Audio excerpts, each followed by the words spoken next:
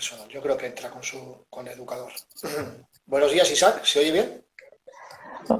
Perfecto, a mí se me escucha bien. Buenos días. Buenos días, sí, sí, perfecto, también, muy bien. Se nos ve Genial. bien, ¿no? Sí, ¿Qué igual tal? un pelín oscuro a mí, ¿no? Pero bueno, no puedo hacer nada más con la luz. Sí, sí, porque supongo que ahí en Valencia estará ya brillando el sol en su máximo esplendor, Sí, ¿no? sí, y si levanto un poco el tordo, me cuezo aquí. Entonces, un pelín Fondeas. oscuro, pero bueno, ya está, es lo que hay. Aquí en Hibernalia, como bien sabéis, cada vez que sale un rayo de sol, pues nos echamos como los caracoles al monte. No podemos evitarlo, es una especie de vitamina D eh, que esperamos como agua de mayo y que tampoco nos acompaña por esta tierra. Pues nada, muchas gracias Claro. por aceptar nuestra invitación. Es un placer. La verdad es que teníamos muchas ganas y han sido varias las personas además que nos animaban también a llamaros, aunque ya lógicamente nos conocíamos virtualmente desde hace mucho tiempo y nos teníamos en consideración tal como para poder desvirtuarnos y poder charlar un rato en este periodo tan raro, tan complejo, pero que bueno, de alguna manera creo que lo estamos sacando adelante entre todos bueno, desde la educación social en particular, pues también aportando su granito de arena. ¿Cómo lo habéis vivido vosotros? Pues bueno, nosotros, claro, también hemos vivido la situación con los chavales que yo trabajo también ha sido un poco compleja, ¿no? Yo personalmente lo he vivido muy bien, ¿no? Y el otro día Sera también lo decía, ¿no? No es lo mismo vivir el confinamiento, este momento, como lo podemos vivir nosotros, ¿no? Yo o tú, cualquier persona con los medios que tenemos, ¿no? Con el Internet y los dispositivos, a cómo lo ha podido vivir un poco las familias o los chavales con los que nosotros trabajamos, que bueno, que se han dado situaciones bastante desagradables, ya se daban, pues en el tema del confinamiento, pues ha sido bastante más desagradable y bastante más durito. Igual luego podemos hablar un poco más de eso. Sí, claro, sí, supongo que además en primera línea de combate, en centros y en recursos como los que trabajáis vosotros de atención directa y bueno, vamos a presentarte antes de nada, por si todavía alguien no recuerda un poquito las claves. Eres Isaac Azor, educador social de la Fundación Ángel Tomás, Fundación Salesiana y antiguo presidente, si no mal recuerdo, del Consell de Juventud de Alcoy, ¿verdad? Correcto, eso ya hace muchos años, pero fue así. Sí, Sí, sí. eso. Cuéntanos un poquito cómo desempeñáis, qué tipo de proyectos tiene la Fundación Ángel Tomás, cuáles son los proyectos que desarrolláis y concretamente en el que tú participas. Sí, bueno, nuestra fundación, como has dicho, pertenece a una congregación religiosa, que son los salesianos, que yo creo que también a nivel nacional es bastante conocida. Y nosotros en nuestra entidad pues tenemos mucha variedad de proyectos y casi todos se centran en lo que son los niños, las niñas y los jóvenes, ¿no? Se trabaja sobre todo con jóvenes. Nada, tenemos pisos de emancipación, tenemos residencias de acogida, aquí nosotros las llamamos casas de acogida, ¿no? Que también le da un toque un poco más especial, llamar a un hogar una casa.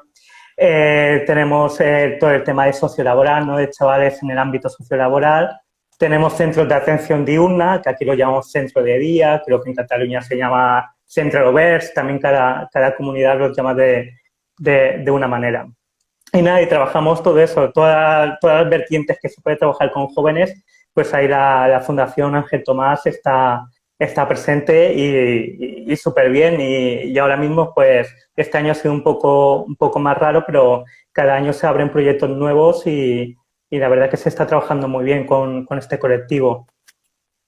¿Cuántos años llevas ya en esta fundación? Yo llevo 11 años. La verdad que fue mi primer trabajo, fue con la fundación y ahí sigo, ¿no? También por lo que me une a esta fundación. Y bueno, yo actualmente ahora estoy en un centro de día de menores, ¿vale? Que van de atención diurna y vienen por las tardes con nosotros. Y estamos haciendo cosillas súper interesantes con ellos. Entiendo que posteriormente por la noche ya regresan a sus ámbitos familiares, ¿verdad? Se intenta normalizar y se intenta trabajar la reagrupación familiar, que pueda haber un Claro, apoyo, un exacto. acompañamiento Ellos socioeducativo.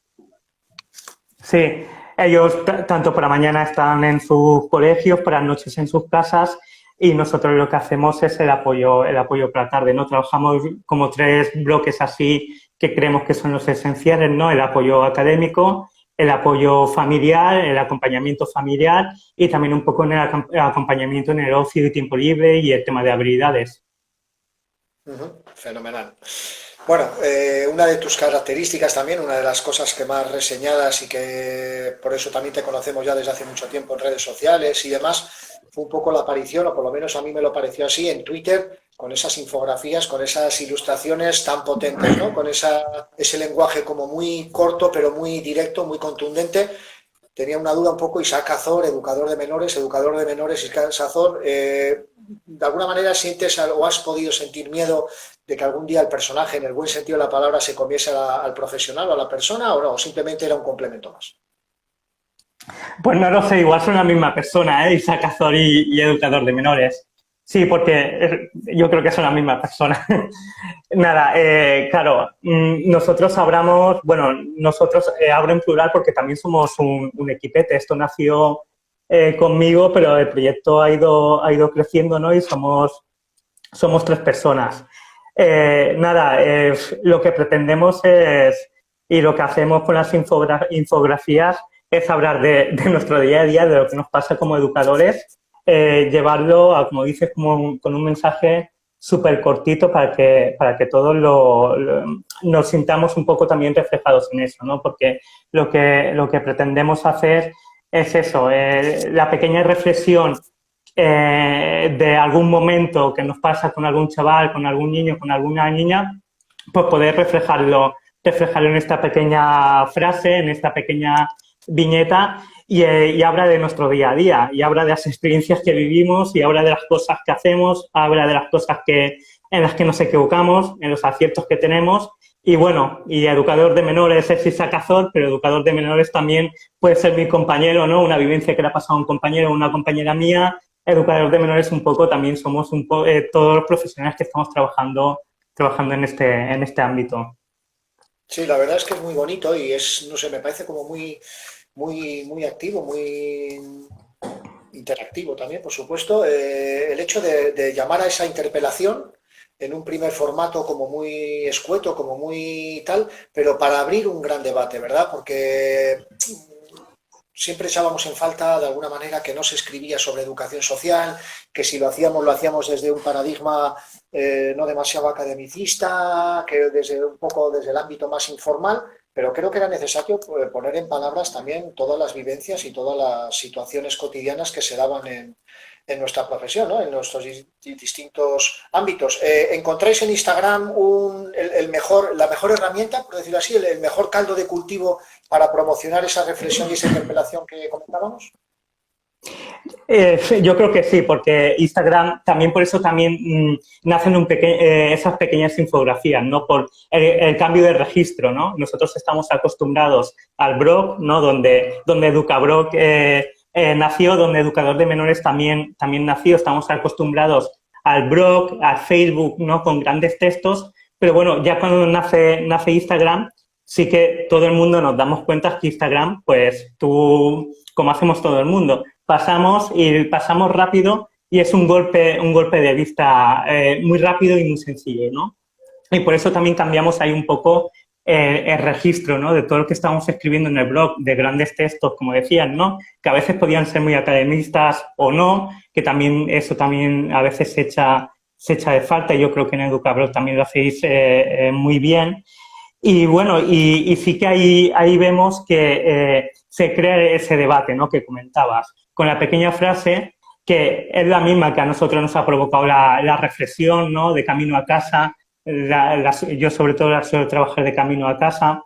Lo que a nosotros nos crea una pequeña reflexión, a mí, a Isaac Azor, a Educador de Menores, le crea una pequeña reflexión el poder volcarla en Instagram, ¿no? Y que el resto del colectivo de nuestros compañeros y nuestras compañeras, pues eso también le implica una reflexión, porque ese mismo día esa persona que lo está leyendo ha podido vivir lo mismo que nosotros o lo vivió hace una semana y se siente reflejado o reflejada y aporta su pequeña reflexión, ¿no? O lo va a vivir dentro de una semana, porque al final es que a casi todos nos pasa lo mismo de una manera o de otra, ¿no?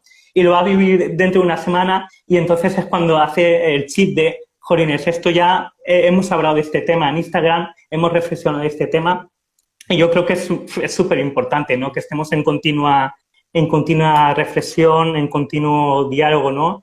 Para así avanzar un poco en la profesión y en nuestra labor educativa, que al final es lo que queremos, ¿no? Y también educador de menores y todo esto nació por pensar y por querer reflexionar para avanzar, porque si nosotros los profesionales de la educación social no estamos ahí dándole a la cabeza continuamente a la reflexión y a las cositas que nos pasan, pues la profesión y nosotros en nuestro día a día como educadores, como educadoras sociales, pues yo creo que poco vamos a poder avanzar y yo creo que es un punto clave para nuestro día a día. Totalmente de acuerdo. Como bien decía Irene ahora, que estaba también participando dentro de las redes sociales, de alguna manera nos vemos reflejados, ¿no? Nos vemos reflejados en esas viñetas, ¿no? Aparte de vernos interpelados, y tengo que reconocer que una de las situaciones más felices que de alguna manera me hacían también últimamente, de 2 a 3 años a esta parte, es cuando, por ejemplo, en el grupo de WhatsApp del trabajo, ¿no? Que tenemos siempre entre compañeros y demás, alguna compañera que no está tan metida igual en redes sociales, pero te hacía llegar infografías de educador de menores y decías, se está haciendo bien, se está haciendo bien, nos estamos encontrando profesionales, quizás con otros lenguajes distintos, con otros códigos, que se están acercando también a esa reflexión y a esa interpelación que es tan necesaria, y que si no de otra manera parece que estábamos como pequeñas aisladas, trabajando en diferentes proyectos, los de menores con infancia, los de salud mental con salud mental, y mucho más grande se hace el panorama cuando hablamos ya pues a nivel de proyectos estatales o autonómicos. ¿Recuerdas la primera infografía? ¿Cuál fue? Te- Creo que fue la primera viñeta que hicimos, en este caso creo que fue una viñeta, la recuerdo porque esa la empezamos a trabajar en papel, de una forma súper, lo podemos decir, súper cutre y artesanal, ¿no? La empezamos a trabajar en papel y se dedicó mucho tiempo. Bueno, yo no soy quien dibujo, eso también hay que decirlo, ¿vale? Que es una compañera también de la fundación, que es educadora y que, bueno, le gusta dibujar y lo hace, ¿no? Y ahí también estamos siempre en comunicación de cómo lo podemos hacer. Pues creo que fue una primera viñeta que era un educador sentado en un despacho delante de un ordenador, ¿no? Y creo que decía algo así, esto es lo más aburrido de ser educador. Y es que es verdad, y por eso digo que siempre hablamos de nosotros o de las experiencias que yo vivo, ¿no? O que el resto de compañeros viven. Porque yo el momento que más aburrido y que menos me gusta, aunque también es necesario, no se nos tiene que olvidar este tema, ¿no? Que el educador se tiene que sentar delante del ordenador, tiene que registrar lo que sucede, tiene que hacer unos proyectos educativos, no se nos tiene que olvidar, pero también hay que decir pues que igual no es nuestro momento más divertido del día o que podamos pasar con los chavales, ¿no? Y esa imagen lo que reflejaba era un educador en un despacho vacío, blanco, sentado delante del ordenador diciendo puede ser que este sea el momento más aburrido de mi profesión. Puede ser que haya gente que les guste estar delante del ordenador o educadores o educadoras que trabajan durante todo el día delante de un ordenador, ¿no? Pero como nosotros siempre hablamos de también, yo creo que también y aquí igual me voy un poco de la pregunta, lo que también nos diferencia un poco a nuestro perfil es que siempre hablamos del ámbito de los menores, porque es lo que trabajamos en el día a día, ¿no? Antes igual ahora utilizar la palabra menores no es muy acertada, ¿no? Ahora tenemos que hablar de niños, niñas, adolescentes y jóvenes, pero es verdad que cuando nació este perfil, la palabra menores, pues bueno, estaba bastante aceptada, ¿no? Y claro, al hablar siempre del trabajo con menores, con este colectivo, pues bueno, también muchas veces pues hay otros compañeros o compañeras educadores sociales que no se ven tan reflejados, ¿no? Porque el trabajo depende en cada ámbito también es distinto. Pero sí, y ahí empezamos con esa pequeña imagen de lo más aburrido de ser educador social, puede ser que sea estar delante del ordenador. Bueno, ese es un debate que hemos tenido histórico dentro de la profesión, ¿no? Yo creo que también necesario, sobre todo de un tiempo a esta parte, porque aunque bien es cierto que se necesita un equilibrio y que el tema documental pues tiene también su relevancia, todo el tema de registrar las prácticas socioeducativas y todo el tema de la innovación y la proposición de programas y proyectos no deja de ser una realidad también palpable que de un tiempo a esta parte se ha ido burocratizando cada vez más nuestra tarea por el cargo institucional que se realiza y entramos en alarma, yo por lo menos defiendo el hecho de que nos pongamos o nos rebelemos contra aquellas situaciones, aquellas praxis donde se priorice mucho más el tema burocrático y administrativo que la atención directa. Tampoco vamos a ser ahora mismo unos puristas del año 60-70, en lo cual la intervención directa era única y exclusivamente la tarea de un educador social. Podemos avanzar, huir un poco más allá, pero en esa búsqueda del equilibrio creo que podríamos entendernos y desarrollar unas buenas praxis que no olvidasen a un lado ni al otro. Muy bien.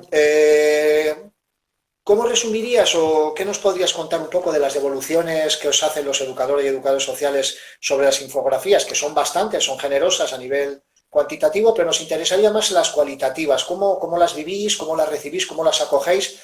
¿Cuál es vuestra impresión general? Si podríais empezar a hacer un pequeño resumen a nivel vivencial y de relato. Bueno, recibimos un montón de feedback, ¿no? Que lo podríamos trasladar a esa visión cualitativa. Recibir ese feedback yo creo que es súper positivo porque también, bueno, y también hay mucha gente que nos escribe por mensajes privados, ¿no? Que igual no se queda tan reflejado en los comentarios. Y bueno, y sobre todo es saber el alcance que puede tener estas infografías, estas imágenes, ¿no?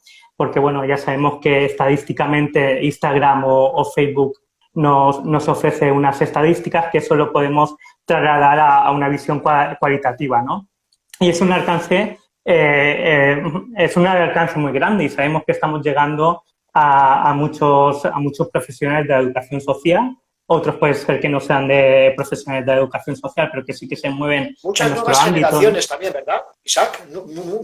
Muchas educadoras y educadores en ciernes también, ¿verdad? Mucha gente universitaria de grado que interacciona muchísimo y se interesa también por estas cuestiones, ¿verdad? Sí, sobre eso, yo creo que sobre todo también, igual por el perfil de Instagram, ¿no? Hay mucha gente que es universitaria, que a día de hoy está terminando la carrera o que hace muy poco que ha terminado la carrera y sobre todo ese es el perfil de personas a los que estamos llegando y la gente que nos está haciendo un poco de feedback, ¿no? Y también hay mucha gente que, pues bueno, voy a terminar de la carrera ahora o he terminado la carrera, nos podría dar algún consejo, ¿no? Y eso a mí muchas veces me da mucho miedo. Nos falta una infografía, ¿no? Claro, solemos... ¿Y ahora qué?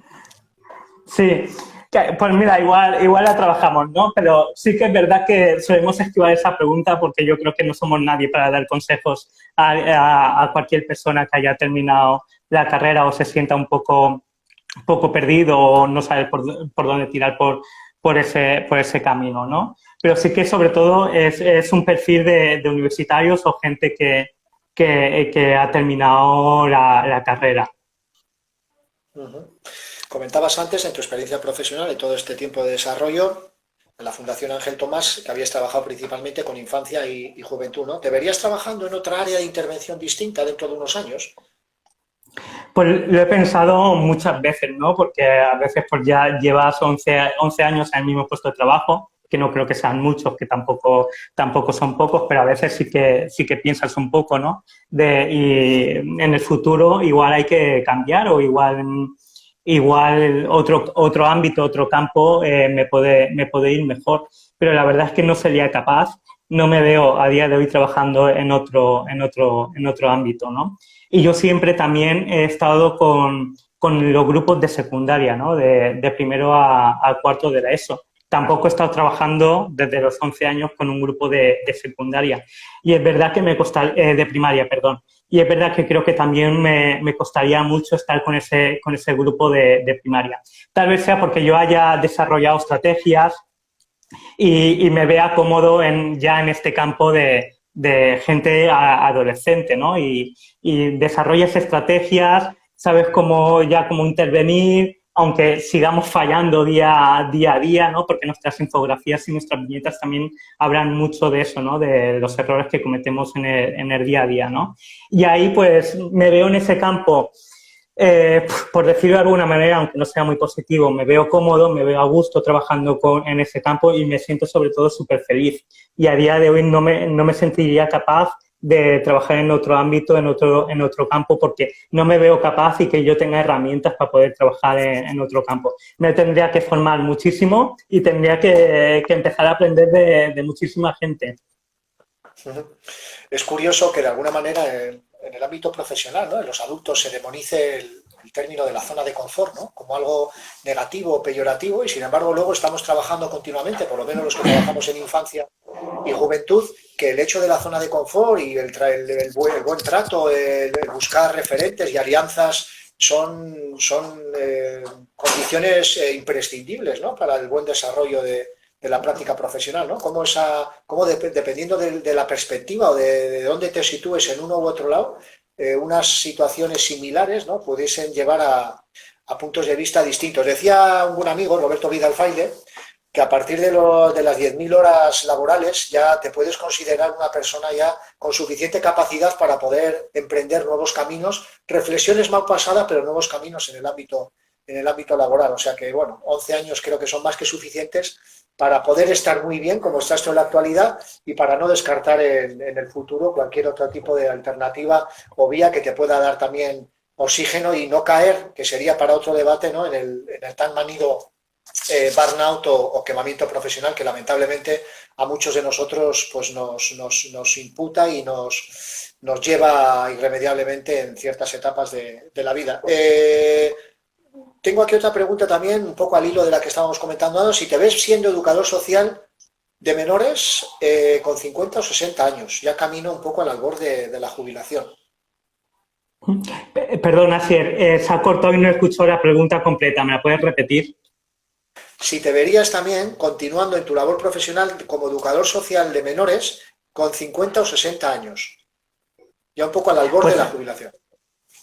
Es una pregunta que creo que en cualquier reunión que hay educadores sociales siempre nos hacemos, ¿no?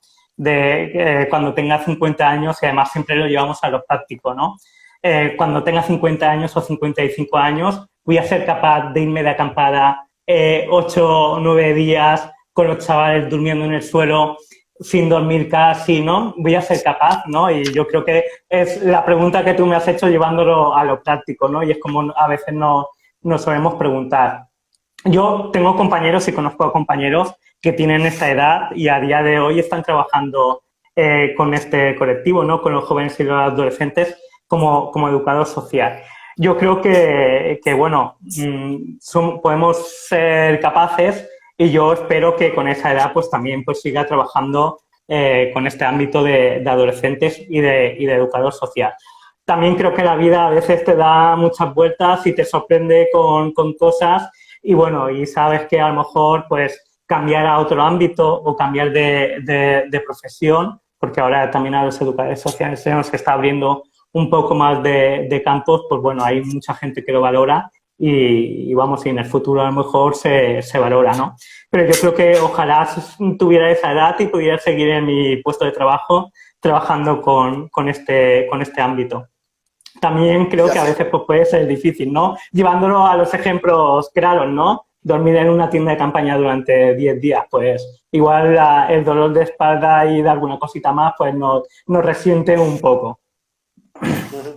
Sí, yo siento envidia cuando veo a muchos compañeros que publicáis en redes sociales pues esas caminatas tan maravillosas, esos ritmos de convivencia, caminos de Santiago como algo pues laboral y espiritual y tal. Me viene siempre la imagen un poco perversa, ¿no? De decir, jo, qué bien ahora, pero seríamos capaces de repetirlo y con 60 años, que ya parece como que estamos en una etapa ya casi con la mente puesta en otras situaciones, ¿no? Como que ya has vivido lo anterior, pero bueno, también quizás sea un poco una perspectiva algo negativa, ¿no? Algo que no dejarnos arrastrar, vivir un poquito más el presente y no dejarnos arrastrar un poco por las proyecciones a futuro, ¿no? Que cuando tengan que venir, vendrán seguramente. Sí. Vale, en tu desarrollo profesional, ¿quién te ilustra, quién te motiva o sugiere para escoger una perspectiva u otra, un paradigma u otro? ¿De qué fuentes bebes de alguna manera? ¿Cuáles son, desde tus inicios Bueno, formativos universitarios? Supongo que estudiarías el grado en la propia Comunidad Valenciana, ¿verdad? En Valencia. sí. Bueno, yo soy todavía de la diplomatura, ¿no? Que soy el grado, yo ya no lo hice, sino soy de la diplomatura, ¿no? Y bueno, y es verdad que en la universidad tuve buenos profesores, pero también hay que decir que en aquella época los profesores de educación social, los maestros de educación social, no eran del mundo de la educación social, ni eran educadores sociales, ¿no? Había mucho maestro, mucho pedagogo que durante toda su vida había estado trabajando pues, en colegios o en otros ámbitos de la educación formal, pero no en la educación social, ¿no? Y ahí sí que, bueno, solo había un profesor, creo recordar, que era educador social y a día de hoy es educador social, que es Manuel Talín, Noro Talín, que también pues, es compañero nuestro de fundación y bueno, y escribe, y es uno de los tres componentes que formamos un poco educador de menores, ¿no? Y suele escribir en el blog, ¿no? Y un poco de las fuentes que yo puedo así beber o que me gusta hablar para sobre todo reflexionar y pensar sobre ¿no? el estilo de intervención que podemos tener, pues uno yo creo que es el Noro Talín, ¿no? Y yo creo que ahora también, en esa época, también tengo que decirlo, ¿no? Cuando yo estudiaba, es verdad que yo aprendí lo que era la educación social, o aprendí o empecé a ver lo que era la educación social gracias a Educablog, ¿no? Porque en aquella época, pues bueno, ponías educación social en Google y solo te aparecían dos blogs o dos perfiles que estaban relacionados con la educación social, ¿no? Que uno era educador social en Alaska, ¿no? Sera Sánchez, y otros erais vosotros con Educablog, ¿no? Y yo creo que ahí también debí mucho de lo que habréis en Educablog, en vuestro blog, de ver de qué visión teníais de la educación social y de qué forma la podemos trabajar, ¿no? Y luego, pues también tengo compañeros que cada uno somos distintos, ¿no? Pero que a veces también nos dan una visión distinta de las cosas, también por la formación que cada uno tenemos, ¿no? Porque ya sabemos que a día de hoy pues estamos trabajando, no vamos a hablar de inclusión laboral, pero bueno, hay que decirlo también, ¿no? Bueno, que algunos somos educadores sociales y otros no somos, de mis compañeros no son educadores sociales, pero eso también hace que a mí me den otra visión de cómo poder hacer las cosas, ¿no? De cómo poder trabajar y de cómo intervenir, ¿no? Y ese grupo de compañeros pues también hace que reflexiones y veas hacia dónde puedes girar tu intervención y de cómo lo puedes hacer. Sí, recuerdo un poquito al hilo y bueno, te agradezco la mención a Educablog. La verdad es que ahora sería un poquito el nacimiento de Educablog, no tendría como mucho encaje, ¿no? Creo que nosotros, que en origen huíamos del lenguaje academicista y de intentar poner negro sobre blanco las prácticas profesionales de la educación social, ahora con los lenguajes de la actualidad creo que ya resultaría hasta un peñazo tener que leer un artículo de Educablog, ¿no? Lo que a nosotros en la diplomatura a veces nos suponía un sobreesfuerzo leer algún libro, que luego cuando eres mayor los echas en falta, dices, jo, ¿por qué no hubo más bibliografía aparte de la mítica pedagogía social de Antonio Petri, ¿no? Creo que eché en falta libros de Enrique Martínez Reguera, de Jaume Funes, de referentes que ya habían estado escribiendo sobre estas prácticas y bueno, que necesitábamos darles impulso, ¿no? Pero como quizás ahora tenemos una sensación como que ese tipo de lenguaje más redaccional no tendría cabida. No sé, a ver lo que nos dicen las chicas y chicos de grado, a ver si de alguna manera ellos también lo ven y lo sienten como algo necesario o necesitan otro tipo o se ven más cómodos en otro tipo de formatos como las ilustraciones que hacéis en Educador de Menores, ¿no? Que sí generan y sí estimulan para luego posteriores debates y reflexiones. Sí, pero yo siempre he defendido, yo creo que también necesitamos estos textos, ¿no?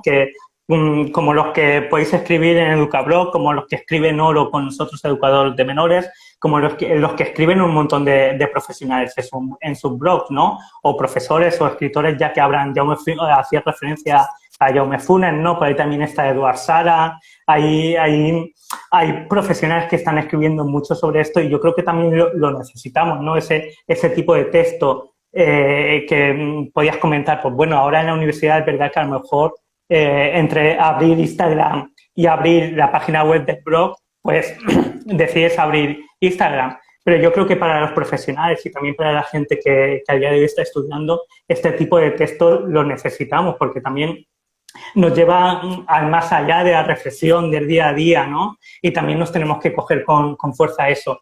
Y yo también animo a que no dejemos de hacer esto, igual que, pues bueno, gente que a lo mejor no se ha animado todavía a abrir una página web, un blog. Yo creo que las educadoras sociales necesitamos escribir sobre educación social, porque si no va a ser una profesión muerta, una profesión, ¿no? Y es algo que hemos estado luchando durante un montón de tiempo, ¿no? Tenemos que ser una profesión viva, tenemos que hablar de nosotros, ¿no? Pues ahora tenemos la tecnología, que es lo que nos ha abierto las puertas, pues la tenemos que seguir utilizando.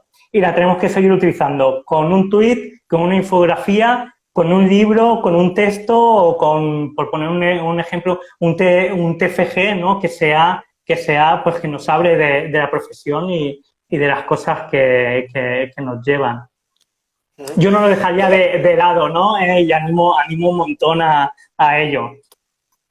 Totalmente de acuerdo. Además, afortunadamente, cada día nos sorprende más educadores y educadoras sociales haciendo los doctorados, ¿no? Tenemos ya muchos doctores y gente muy preparada de la profesión dando clases en las universidades, afortunadamente, y dándole la vuelta un poquito a esa razón de ser originaria que comentabas con diplomatura, donde muchos profesionales, sin desmerecer su dedicación y su esmero ni su formación, pues venían de otras disciplinas y no acababan todavía de conectar del todo en lo que necesitaba, en las necesidades de lo que la profesión nos demanda. Retrotrayéndome un poquito más sobre tu historia, siempre hablábamos cuando mencionábamos a tu persona y tal en Educablog y de manera cariñosa y cercana, nos llamaba la atención un poquito tu experiencia más comprometida y política, porque fuiste militante y participante activo durante un tiempo de un partido político, que era UPyD. ¿Cómo recuerdas aquella experiencia? ¿Qué te aportó? Y si ves necesaria la participación también de educadores y educadoras sociales en organismos, en administraciones y en partidos políticos que de alguna manera nos puedan representar en lo público. Sí, bueno, ahora con vista de tiempo, pues bueno, no fue una experiencia muy positiva, ¿no? Pero sí que, pues, al no ser una experiencia positiva, también he sacado reflexiones muy buenas sobre eso, ¿no? Yo entré en este partido porque, bueno, se vendía como hacen muchos partidos, ¿no? Como una regeneración democrática, que, bueno, que pintaba bastante bien, ¿no? Entonces yo sí que vi ahí que era importante que estuviéramos los profesionales de la educación social, ¿no? Para hablar de las cosas importantes, las cosas que para nosotros son importantes. Hablar de los servicios sociales, hablar de la juventud, hablar de las personas, ¿no? De la dependencia, que en aquella época se empezaba a hablar, ¿no? Y bueno, yo entré en este partido con esa idea de poder transformar un poco la política desde dentro. Lo único que, bueno, luego te lleva la sorpresa, que creo que es la realidad de todos los partidos políticos, ¿no? Que el sistema o la maquinaria de los partidos pues te acaba apartando, porque lo importante al final acaban siendo los votos, las propuestas pues se sabe que si no dan votos no salen, y se acaba hablando de otras cosas, ¿no? Del turismo, pues de otro tipo de políticas, y se dejan las políticas sociales y la política de las personas de lado. Es verdad que a día de hoy hay partidos políticos que se están poniendo las pilas en este aspecto, ¿no? Y están empezando a hablar bastante de las personas y haciendo políticas para las personas. Admiro un montón a esa gente que está luchando ahí de dentro por eso, pero bueno, en aquella época, igual a día de hoy, en otros partidos políticos eso al final era imposible, y también dejé de formar parte del partido al ver un poco lo que se cuece desde dentro, y que al final pues lo que yo tenía en mi cabeza, que era transformar, pues era imposible, ¿no? yo creo que es importante que los educadores sociales estemos dentro, porque al final si queremos cambiar las políticas es verdad que hay que estar dentro, pero tenemos que encontrar a partidos políticos que quieran hacer esto y que estén dispuestos a luchar por esto, ¿no? Ya estamos viendo distintas formaciones que parece ser que lo están peleando y lo están trabajando mucho. Pues nada, que tenemos que estar dentro, ¿no? Y animar, pues también, yo ya no lo voy a volver a hacer, pero animar al resto de educadores sociales que, bueno, que si tienen esa inquietud puedan entrar dentro de un partido político para trabajar por las personas que nosotros trabajamos y que en verdad luego las políticas son las que se llevan, las que hacen que nuestro trabajo pues pueda ser más cómodo, pueda ser de mejor calidad. Ujú. Sí, sí, totalmente de acuerdo. ¿Qué valoración hacéis de los últimos años, por ejemplo, de la representación o la participación de Mónica Oltra como vicepresidenta y consejera de Igualdad y Participación e Inclusión, perdón? ¿Se ha notado un cambio respecto a otras formaciones políticas? ¿Hay esa mirada que tú contemplabas ahora en esas nuevas formaciones donde la centralidad pasa a ser más las personas y las políticas de inclusión, o ha sido simplemente una fotografía que todavía falta por desarrollar? A ver, esta valoración es muy complicada Personal. porque sí, es muy personal, ¿no? Es verdad que veníamos de una cosa que no nos gustaba, que veníamos de lo malo, ¿no? Y queríamos ir a lo bueno para nosotros y bueno, y puede ser que nos hayamos quedado o a día de hoy estemos en un punto intermedio. ¿Qué análisis podemos hacer de esto? Pues que estamos en una situación buena, porque no estábamos tan mal como antes, pero lógicamente a lo que queremos llegar en servicios sociales es a otra cosa, ¿no? Con Mónica Oltra y con el partido de Compromís, Bro Compromís, es verdad que están apostando mucho por esta línea, ¿no? Lo que ellos llaman lo voy a decir en castellano, la cuarta, ahora no me sale en castellano, la cuarta pata, ¿vale? La cuarta pata de una silla, ¿no? Haciendo referencia a que los servicios sociales, ¿no? Pues tiene que ser esa pata que le falta a una silla para que todo esté estable. Se han dado muchos avances, ¿no? Sobre todo el tema de conciertos de la administración con entidades privadas, ¿no? Con las entidades de servicios sociales. Ha habido conciertos con residencias de acogida, con pisos de emancipación. Hace poco hubo un concierto con centros de día y todo esto va evolucionando, ¿no? ¿Qué pasa? Que al final los conciertos que los profesionales queremos luchar y que creemos que son los adecuados, pues la administración no lo acaba cumpliendo. Y por eso igual yo digo que estamos en un punto intermedio, ¿no? Porque lo que se pretendía negociar, lo que se pretendía hacer, lo que en un principio se había hablado, pues bueno, igual se queda un poco a mitad camino, ¿no? Pero una valoración positiva, mediocre, ¿no? Porque estamos muchísimo mejor que antes con otros gobiernos, pero es verdad que, bueno, no vamos a desmentir que el partido de Mónica Oltra y en este caso también que está gobernando junto al PSOE están poniendo de su parte por nuestro campo, ¿no? Por los servicios sociales y por el trabajo con las personas. Y bueno, durante muchos años hemos estado con subvenciones anuales. Bueno, un concierto sí que da un poco más de tranquilidad, un poco más de estabilidad, pero es verdad que los conciertos tienen que ser mejores, ¿vale? Porque, por poner ejemplos, igual ahora los ratios de educadores han disminuido y bueno, y ahí vamos. Sí, sí, que hace falta seguridad jurídica, pero también seguridad y certificación económica para que se puedan llevar a buen puerto todos esos programas y todas esas ideas, ¿no? Que queda todavía un camino largo por recorrer y no está de más recordárselo y exigírselo a las administraciones indistintamente del color político que sean. Muy bien. Eso es. Pues vamos acabando, compañero. No sé qué tal lo estás llevando, pero me está resultando... Nos llegaríamos aquí, pero sé que por la tarde tienes luego que trabajar y no te vamos a robar más tiempo. Nada, me pongo las 3.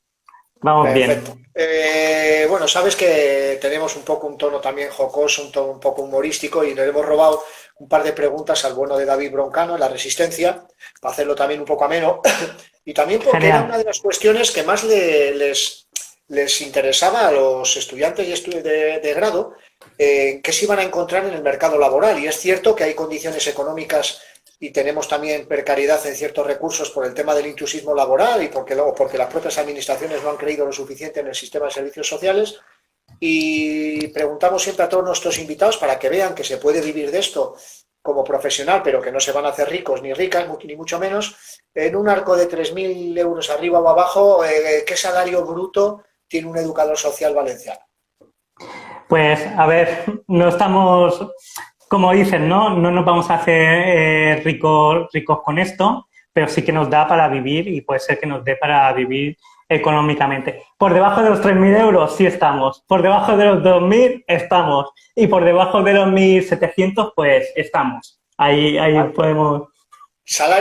Me refería al arco de los 3.000 euros, pero era al bruto anual. ¿En qué arco nos movemos? ¿Entre 20.000 y 25.000? ¿25.000 a 30.000?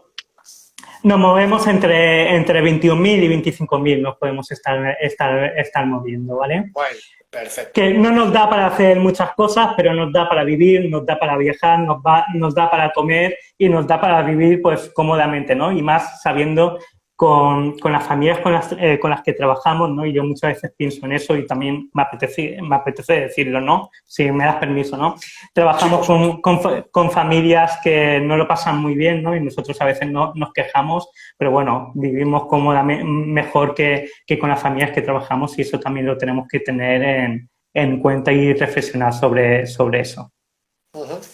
Muy bien, y la segunda pregunta de uso resistencia sería un momento, una intervención, un día laboral que recuerdes con especial gratitud, con una especie de movimiento de sensación orgásmica de decir, ¡oh, qué bien han salido las cosas, qué gusto da, qué momento tan placentero, dentro del ámbito laboral o fuera, pero relacionado con tu desarrollo profesional?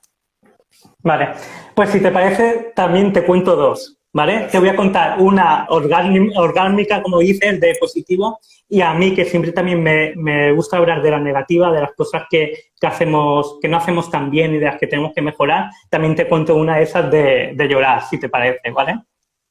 Por supuesto que sí. Nosotros siempre hablamos un poco de que trabajamos, es un término que utilizo yo mucho con mis compañeros, que trabajamos con historias que a veces son de fracaso. Y a lo que queremos llegar es a trabajar con historias de éxito, ¿no? Y hace poco, cuando yo entré a trabajar, ya había una chica en el centro, ¿vale? Una chica pues que con una situación familiar bastante complicada, con fallecimientos de dos de sus hermanos, con otros fallecimientos de por medio, con problemas de sustancias en casa, ¿no? Una vida un poco que no le había favorecido mucho poder tirar hacia adelante, ¿no? Y ella es una historia de estas de éxito y de resiliencia, porque aún así la chica, pues bueno, venía con todo lo que tenía en casa, venía todos los días al centro, ¿no? Que es algo que siempre nos cuesta mucho, que la gente venga al centro, de poder engancharlos, de ese vínculo que podemos crear con ellos, que es lo que al final hace que vengan. Pues bueno, esta chica aún así venía todos los días al centro, metíamos caña con cosas, reforzábamos muchísimas otras cosas, ¿no? Y bueno, y fuimos trabajando con ella hasta que cumplió los 18 años y tuvimos que dejar de trabajar con ella, la sentamos y dijimos, no podemos seguir trabajando contigo, has evolucionado mucho, pero ya por tu edad tenemos que dejar de trabajar contigo. Y aquí nos tienes, como siempre nos despedimos, ¿no? Que eso también a los educadores nos gusta mucho. Aquí nos tienes siempre, te puedes pasar y hablar con nosotros y te echamos una mano en lo que haga falta. Pues bueno, al año siguiente, pasando el verano, se presentó en el centro y dijo que quería ser voluntaria con nosotros. Y es algo que nunca nos había pasado, que una chica del centro que había estado durante un montón de años diga, quiero ahora estar con vosotros de voluntaria, ¿no? Y recogimos ese testigo y lo vimos como algo súper positivo, ¿no?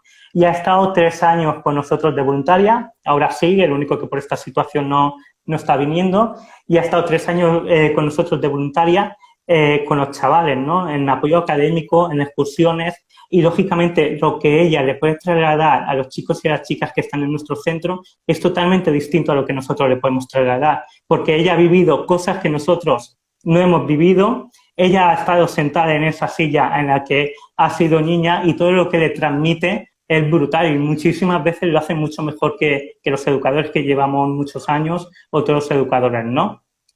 Y eso es una de las experiencias así que dices, esta es brutal.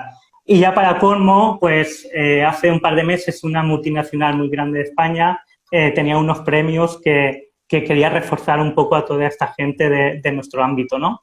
Y por su carrera, por su historia de residencia y de vida, pues esta multinacional la ha premiado en toda la Comunidad Valenciana a su historia de vida y a lo que ha hecho con ella, ¿no? Y ahora pues tiene, el premio era un portátil y que la matrícula a un estudio que ella quería hacer, que no podía no accedió por temas económicos, ¿no? Pues y esta multinacional le ha premiado con esa oportunidad de poder ir a estudiar lo que ella quiere. Y la verdad que es la mejor historia así que puedo tener como educador.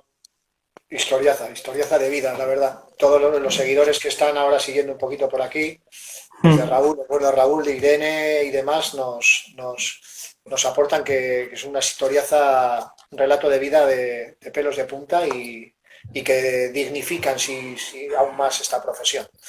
Pues encantado. Bueno, nos queda por favor, perdón, la pregunta de la anterior invitada, para los que os incorporáis tarde, fue Lola Sinisterra, también una chica parecida a la protagonista de la historia que tú contabas. Sí. Mm. Y te preguntaba si a nivel personal, cuando llegas a tu casa, te llevas el trabajo contigo o no.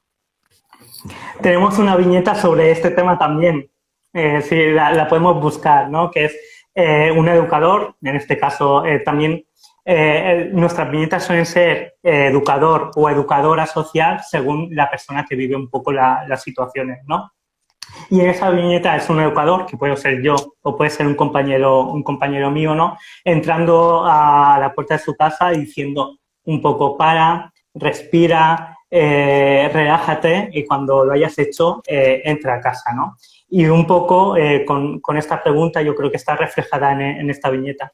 Yo sí que hago, y con el tiempo he aprendido al camino de casa, del trabajo a casa, a hacer todo este trabajo, que también es donde salen muchas veces las reflexiones, y de parar y poder dejarlos fuera. Y con el tiempo lo he conseguido. Eso no dice que durante estás cenando le des la vuelta, ¿no? Te escriba un compañero de trabajo, oye, al final, ¿cómo ha quedado esto, no? Y cositas. Y es verdad que es un ejercicio súper complicado, pero que, bueno, que yo creo que los educadores sociales también estamos aprendiendo un poco a diferenciar y a separar nuestros campos de vida, ¿no? De vida y, bueno, está unido, ¿no? La vida con el trabajo, pero separar esos campos. Eso no quita que tengamos que pensar en casa también, que creo que es positivo y llevarnos un poco el trabajo a casa, pero también tenemos que saber disfrutar de lo que tenemos dentro. Y respecto a esto, también una compañera mía me pegó un bofetón de realidad, ¿no? Y me dijo, tú habéis hecho esta viñeta, ¿no? Que habla que te tienes que dejar lo del trabajo fuera de casa, pero ¿qué pasa cuando, y ya lo lanzo yo como pregunta, ¿qué pasa cuando llegas al trabajo y lo que tienes que hacer es dejar fuera de lo que traes de casa, ¿no? Que ese giro también lo tenemos que tener en cuenta para situaciones personales que a veces es complicado, ¿no? Que yo llego al trabajo y lo que tengo que hacer es dejar fuera lo que yo tengo en casa para poder entrar al trabajo, ¿no? Y lo podemos dejar como una pregunta Sí, libre. sí, bonita dicotomía, efectivamente. Muy bien, pues el próximo invitado es Diego Pérez, educador social, publicista, cineasta. Estaremos con él el jueves bajo el título de Cine y Educación Social. Yo creo que va a ser también muy interesante. ¿Y qué pregunta le podríamos trasladar al bueno y riojano practicante de Diego Pérez? ¿Qué se te ocurre? Bueno, pues sabiendo que vamos a hablar un poco de cine, yo creo que puede ser algo relacionado con el cine y la educación social, ¿no? Que cómo puede ver reflejado en el cine o en las series que podemos ver el carisma el carisma que tenemos los educadores sociales, que a día lo podemos tener, ¿no? O de distintos compañeros. Si él ve que ese carisma que él vive, que nosotros vivimos en la calle, en nuestro trabajo, lo ve un poco reflejado en las series o las películas que podemos ver en el cine. O, en cambio, es algo un poco más idealista, ¿no? De superhéroes y demás. Por ese camino podríamos preguntarle. Muy bien, pues sí, repasaremos un poquito series de todo tipo, de mejor y peor calidad, algunas también rescatables y tal, y por supuesto el cine social que también ha estado muy presente históricamente y que, bueno, yo creo que en general ha salido bien parada la profesión, pero es cierto que hay que buscarlo también como un cine muy para minorías, ¿no? Y aquí hago un pequeño inciso y ya veremos luego cómo queda. Pues Isaac, ha sido un placer, la verdad. Igualmente para mí. Teníamos ganas de encontrarnos face to face y cuando nos podamos ver en cualquier tipo de encuentro y demás, pues qué menos que un abrazo y tomarnos algo para seguir hablando, charlando y reflexionando sobre las cosas que nos gustan, que es nuestra profesión, y sobre las que no nos gustan también, pero que creemos que a futuro podamos mejorar. Un fuerte abrazo a todos, que siga muy bien en Fundación Ángel Tomás, siga con esa pujanza y ese bien hacer y nos vemos, nos vemos. Genial, un abrazo para todos. Y un abrazo también para todas las personas que nos habéis seguido, K, Irene, Raúl Luceño, por supuesto, Lola también, Lola Sinisterra, he visto que ha pasado por aquí.